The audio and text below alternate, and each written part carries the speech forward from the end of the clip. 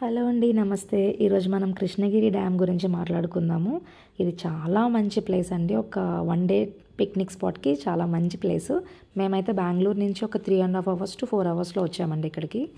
Depends on traffic కూడా. వచ్చే దారిలో మనకి దక్షిణ తిరుపతి వెంకటేశ్వర స్వామి టెంపుల్, అలానే శ్రీ కట్టు వీరాంజనేయ స్వామి టెంపుల్ కృష్ణగిరిలో ఉంది. ఈ రెండు కూడా కవర్ చేసుకుని మనం డ్యామ్ దగ్గరికి రావచ్చు.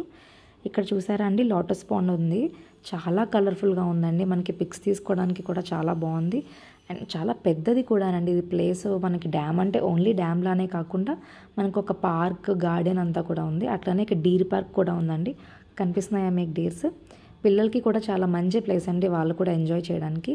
మనం పైన రివర్ దగ్గరికి వెళ్ళాలి అంటే కనుక అట్లా స్టెప్స్ ఉంటాయి. మనకు కావాలి అంటే స్టెప్స్ మీదుగా పైకి వెళ్ళొచ్చు. లేదు అంటే మనం కింద టైం స్పెండ్ చేయాలనుకుంటే కింద కూడా మనకి చాలా యాక్టివిటీస్ అవి ఉంటాయి, ఆడుకోవడానికి, మనం కూర్చోవడానికి, ఎంజాయ్ చేయడానికి. అది కూడాను ఇది మనం ఈవినింగ్ ఒక క్లౌడీ టైంలో ఉన్నప్పుడు చూస్తే మాత్రం మంచి లొకేషన్ అండి ఇది. చాలా అంటే చాలా బాగుంది ప్లేస్ అయితే. మంచిగా ఒక కూల్ ఫీలింగ్ ఉంటుంది ఎంజాయ్ చేయడానికి.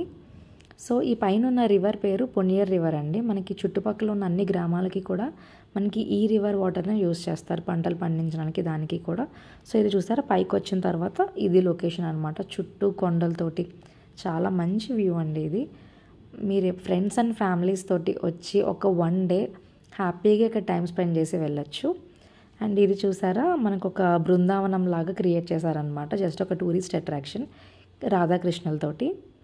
మనకి ఈవెన్ ఒక ఎండగా ఉన్నా కూడా, అంత హాట్ సన్నీ డేస్ అయినా కూడా మనం చాలా చెట్లు ఉన్నాయండి. సో మనం చెట్ల కింద అది కూర్చోవచ్చు.